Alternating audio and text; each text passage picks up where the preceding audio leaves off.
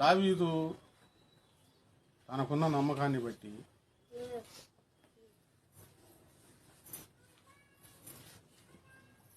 ఇతరులకు కూడా చెప్తూ ఉన్నాడు, దేవుని యందు నమ్మకం ఉంచండి అని.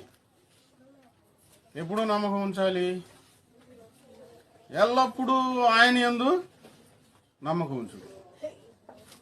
ఆ రోజు దావీదు జనులతో చెప్పాడు, ఈరోజు నేను మీతో చెప్తూ ఉన్నాను, మీరందరూ దేవుని పిల్లలు, దేవుని స్వాస్థ్యం అయ్యారు, విశ్వాసులయ్యారు. ఈ విశ్వాస జీవితంలో క్రమేణా ఎదుగుతూ దేవుని యందు నమ్మిక ఉంచి ఎల్లప్పుడూ క్రమేణా ఏం చేయాలి? ఎదగాలి.